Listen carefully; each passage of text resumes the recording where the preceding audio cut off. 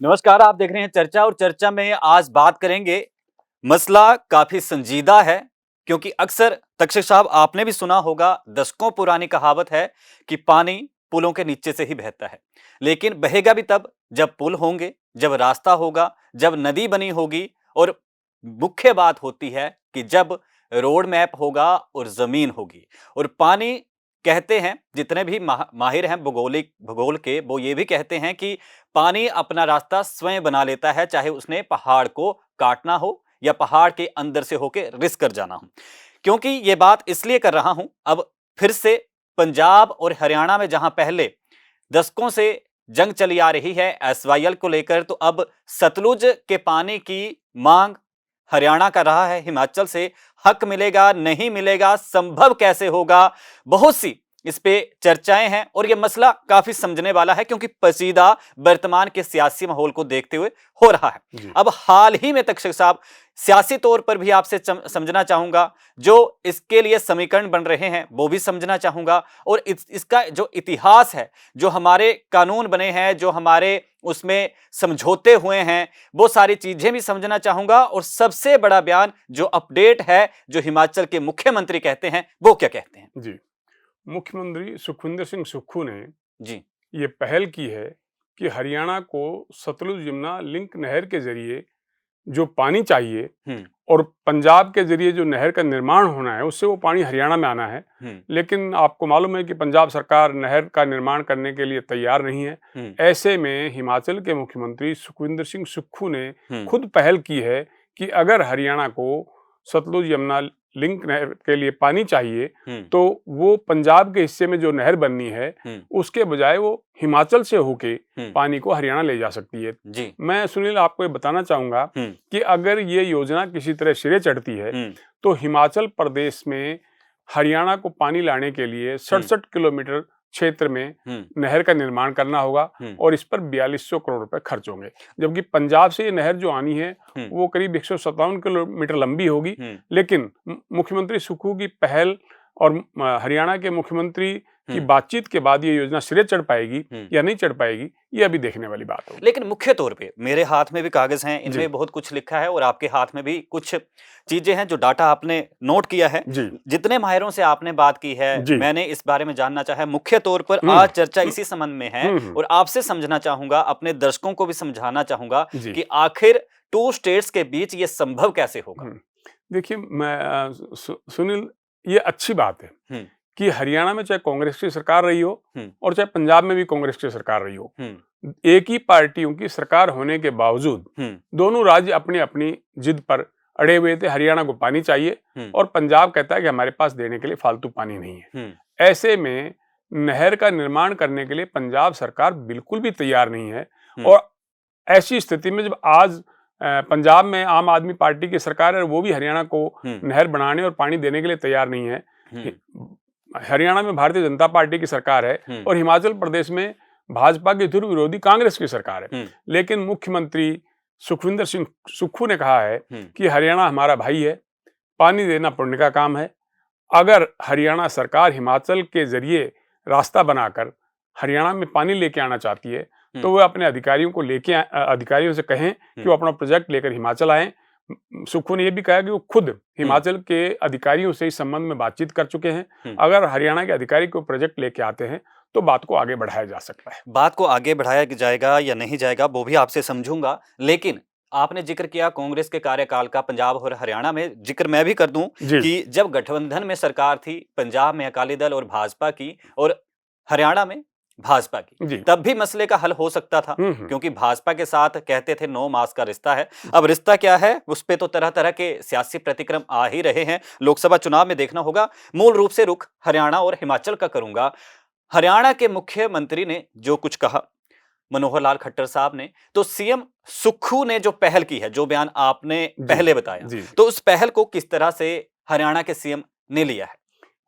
मुख्यमंत्री मनोहर लाल खट्टर से जब इस बारे में बात की गई कि अगर हिमाचल प्रदेश के मुख्यमंत्री अपने राज्य के जरिए हरियाणा को पानी देने, रास्ता देने के लिए तैयार है पानी के लिए, तो आप क्या कहेंगे? तो उन्होंने मुख्यमंत्री सुक्खू की इस पहल का स्वागत किया। उन्होंने कहा हम इस मामले के लिए उनके शुक्रगुजार हैं कि उन्होंने एक इस तरह की पेशकश की है।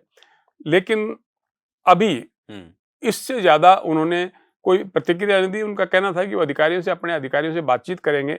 और लेकिन पहल के तौर पे उन्होंने सुक्खू साहब का निश्चित तौर पर आज दिल से आभार व्यक्त किया है। जी, आभार व्यक्त हुआ, लेकिन क्या एसवाईएल का मसला भी आपको पता है कोई कम नहीं है? जी, जी। इनेलो जब हुआ करती थी काफ़ी, अब भी राष्ट्रीय पार्टी या क्षेत्रीय पार्टी जो भी कह रहा हूँ, बेशक विधायक जी, जी। एक ही रह गया, लेकिन उसके बाद गठबंधन फिर से हुआ, तो इनेलो वाले भी कई बार शंभू बॉर्डर तक आते थे, वो फावड़ियाँ लेकर, और कहते थे हम लोग एसवाईएल जो है वो निकाल कर ले जाएँगे।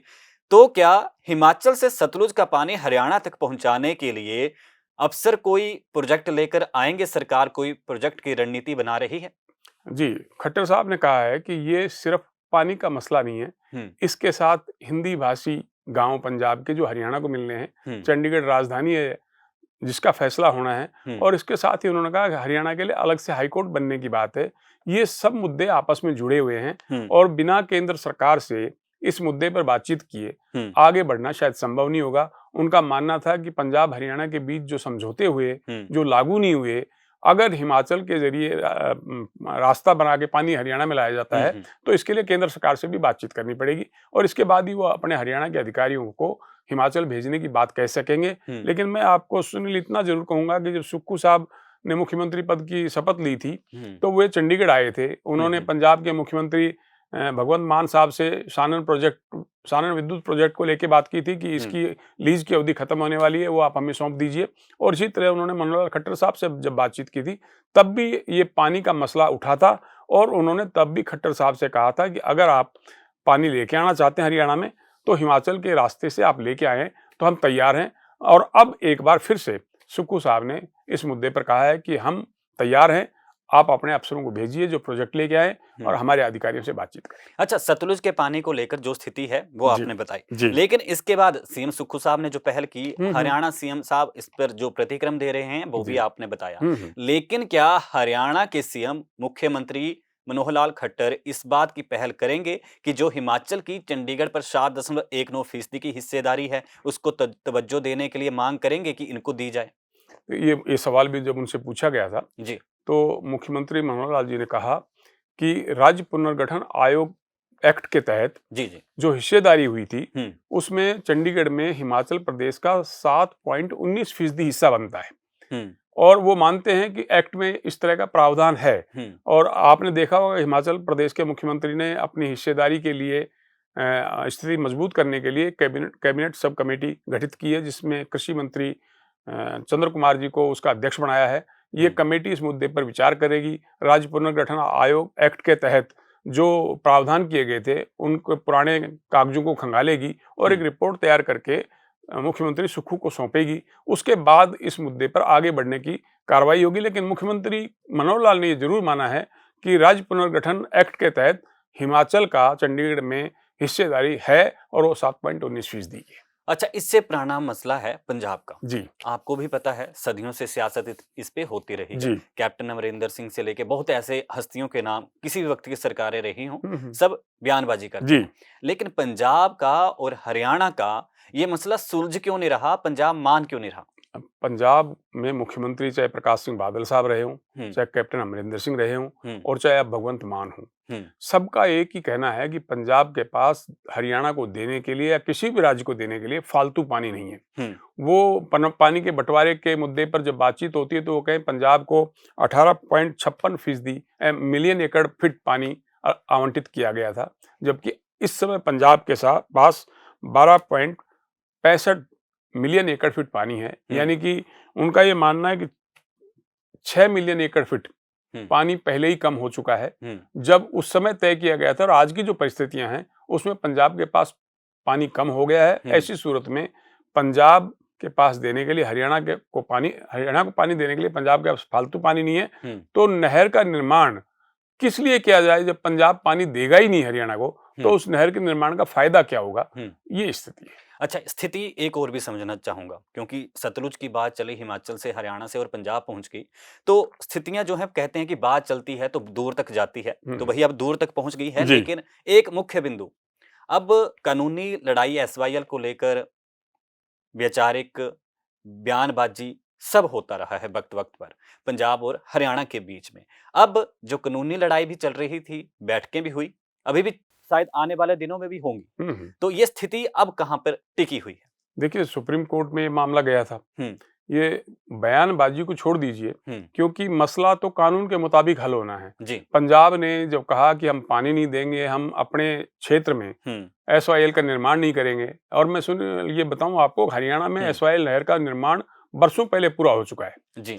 लेकिन पंजाब अपने हिस्से में उस नहर का निर्माण नहीं कर रहा। तो सुप्रीम कोर्ट में ये मामला गया, सुप्रीम कोर्ट ने फैसला हरियाणा के हक में दिया। सुप्रीम कोर्ट ने कहा आप नहर का निर्माण कीजिए अपने क्षेत्र में। पंजाब से कहा पानी की बात बाद में देखेंगे, पहले नहर का निर्माण करो।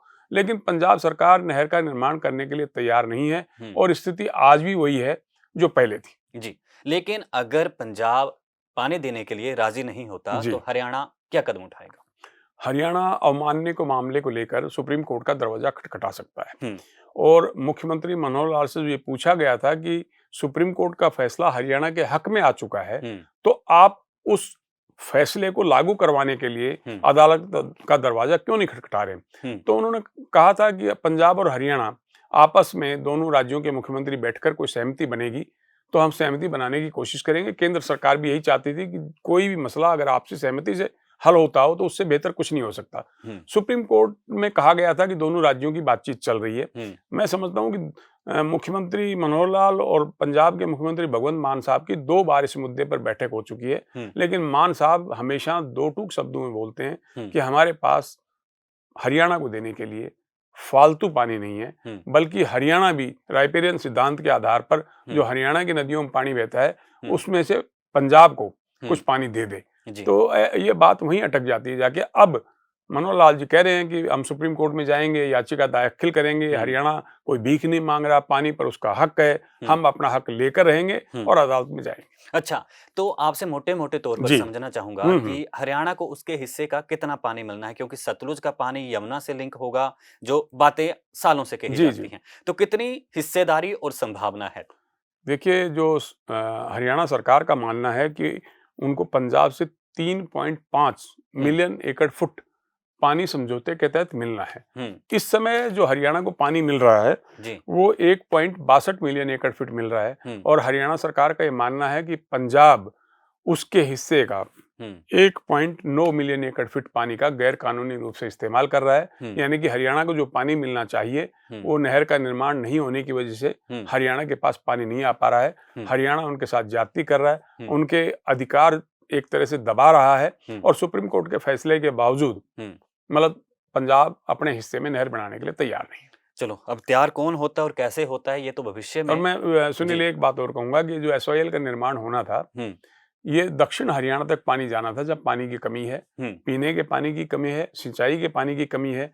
अगर एसवाईएल का पानी दक्षिण हरियाणा तक चला जाता है नहर बनने पर, तो भिवानी, महेंद्रगढ़, नारनौल और रेवाड़ी जो ये जिले हैं, उन जिलों के पूरे खेतों को न केवल सिंचाई के लिए पानी मिल सकेगा पूरा, बल्कि 100 करोड़ रुपए सालाना की फसल का उत्पादन ज्यादा लिया जा सकेगा।